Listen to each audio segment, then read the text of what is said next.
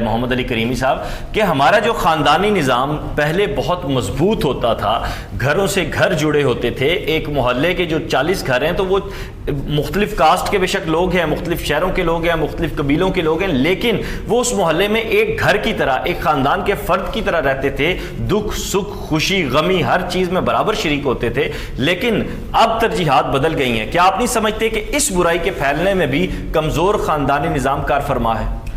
بالکل اسی طرح ہے۔ پہلے الحمدللہ ہمارے ہاں ایک اسلامی شعار ہوتا تھا، اور اب تو صورتحال یہ ہے کہ سگا بھائی بھی ساتھ رہ رہا ہے تو ان کے ساتھ بھی عداوت کے ایسے معاملات ہیں کہ لوگ ملنے نہیں دیتے اپنے بچوں کو کہ آپ نے وہاں نہیں جانا۔ یہ ایسی کنڈیشن بن چکی ہے۔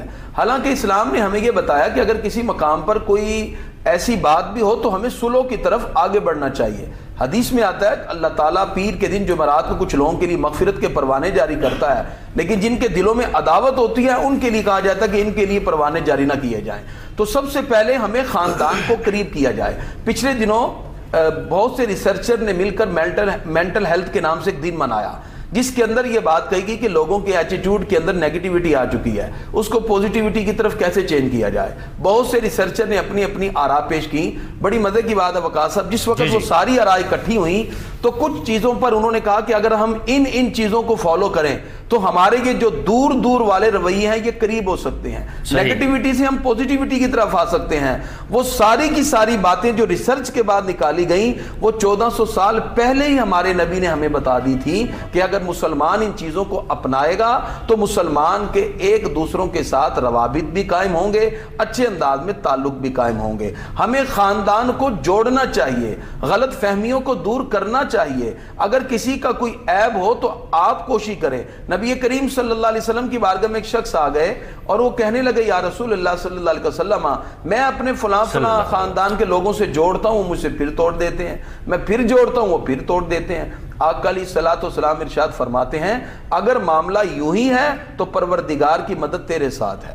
اس کا مطلب ہے کہ ہمیں کوشش کرنی چاہیے کہ خاندانوں کو آپس میں جوڑا جائے۔ اور جہاں تک جب یہ چیزیں آپس میں ہمیں منتشر نظر آئیں تو پھر اس کا یہ فقدان ہے کہ بچوں کے بہت سے معاملات کے اندر اگر کسی دوسرے کو معلوم بھی ہوا تو وہ بجائے اس کے اندر ایکشن لینے کے دوسرے کا بچہ سمجھ کے چھوڑ کے اور اس نے اسے اعراض کر لیا۔ اس میں ایک حدیث آپ کی خدمت میں پیش کروں۔ مسلمان معاشرے کے اندر رہتے ہوئے ہر شخص کو ایک دوسرے کو مکمل تحفظ دینا ہوتا ہے۔ آقا علیہ الصلوۃ والسلام نے ارشاد فرمایا اگر کسی معاشرے میں رہنے والے افراد کسی برائی کو دیکھ کر یہ کہیں کہ یہ تو دوسرے کا عمل ہے اور پھر میں کیا کروں، اور اس پر یہ کہیں کہ جو جدھر لگا رہے، میرا معاملہ تو نہیں، جس طرح آج کل وہ کہتے ہیں جی میرے بچے کے ساتھ تو کچھ نہیں ہوا، فلاں محلے میں یا فلاں پڑوسی کے بچے کے ساتھ ہوا، تو اگر یہ رویہ ہوگا، حالانکہ اس کو بھی اپنا بچہ محسوس کرنا چاہیے، تو نبی کریم صلی اللہ علیہ وسلم نے اس کی ایک مثال دی۔ آقا علیہ الصلوۃ والسلام ارشاد فرماتے ہیں ایک جہاد ہے جو سمندر میں چلتا ہے، صحیح بخاری کی حدیث ہے۔ آقا علیہ الصلوۃ والسلام فرماتے ہیں اس میں کچھ لوگ سفر کرنا چاہتے ہیں، اس باہری بیڑے میں جب سفر کرنے کا ارادہ کرتے ہیں تو کچھ لوگوں نے کہا ہم نے نیچے والے پورشن میں جانا ہے، کسی نے کہا اوپر والے میں۔ اختلاف ہوا تو انہوں نے قرعہ ڈالا، قرعہ میں جن کے نام آگئے وہ نیچے اور جن کے نام آگئے وہ اوپر، اور سفر شروع ہو گیا۔ نیچے والے لوگ بار بار پانی لینے کے لیے اوپر آئے تو اوپر والے تنگ آ گئے۔ آقا علیہ الصلوۃ والسلام فرماتے ہیں نیچے ایک شخص نے کلاڑی پکڑی اور اس نے اس جہاز کے پورشن کو توڑنا شروع کیا۔ اوپر سے لوگ آئے اور کہنے لگے یہ آپ کیا کر رہے ہیں؟ وہ کہنے لگا کہ مجھے پانی کی ضرورت ہے اور آپ اوپر ہمیں آنے نہیں دیتے، ہم نیچے سے شگاف بنا کے پانی لینا چاہتے ہیں۔ آقا علیہ الصلوۃ والسلام فرماتے ہیں اگر اوپر والوں نے اس کا ہاتھ پکڑ لیا تو نیچے والے بھی بچ جائیں گے، اوپر والے بھی بچ جائیں گے، اگر ان کا ہاتھ نہ پکڑا تو اوپر والے بھی تباہ و برباد ہو جائیں گے، نیچے والے بھی غرق ہو کے مر جائیں گے۔ نبی کریم صلی اللہ علیہ وسلم فرماتے ہیں ایسے میری امت کا یہ خوبصورت معاشرہ ہے۔